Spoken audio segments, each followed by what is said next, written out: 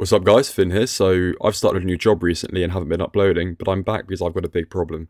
There's a capsule at my front door and my gun isn't working, so I need to code it to make it work. If you're in the same situation as me, keep watching, and on screen now there is a video on the character controller as shown here, and an AI video once I have made it.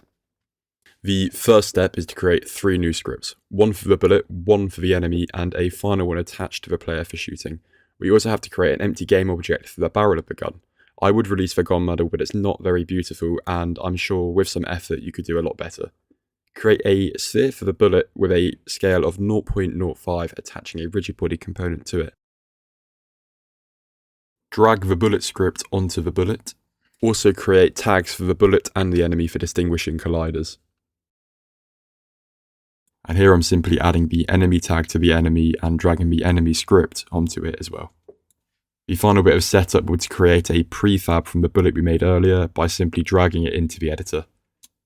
For the bullet script, we will have to simply detect if a bullet has entered any collider and destroy it on impact. You can create your own code for animations or decals, but in this tutorial I'm only going to cover the basics.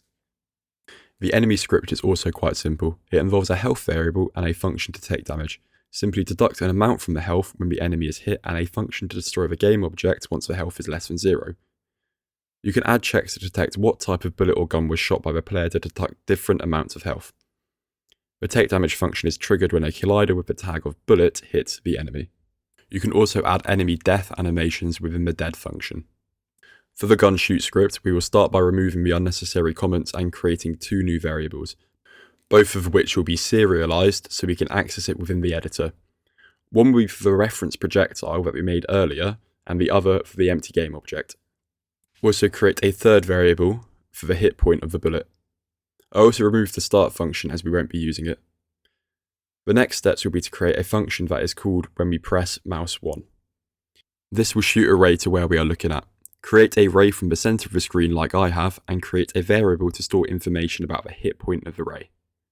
We will then check if the ray has hit anything and set the destination to the point if it has, and if not, the destination will be set to 1000 units along the ray. Then we'll create a projectile. This requires a new function that will instantiate a new game object using the reference projectile at the empty game object defining the barrel. Destroy it after 10 seconds in case it doesn't hit anything, and add a force to the projectile to propel it forward. This will take 50 times the hit point as its destination and the force mode of impulse to propel it at speed. The final step will be to check if mouse button 0 has been pressed and then call the fire function. Before we press play, you have to add the gun shoot script to the player. In the video I accidentally put it on the bullet, but ignore that, just put it on your player. And yeah, that's pretty much it. You've got a fully working projectile script now. Subscribe for more tutorials soon. I'll be making an AI video soon and also a hit scan projectile weapon, so look out for that. And subscribe if you enjoyed the video, more tutorials and maybe some fun coding videos, and don't forget to like, of course. Thank you.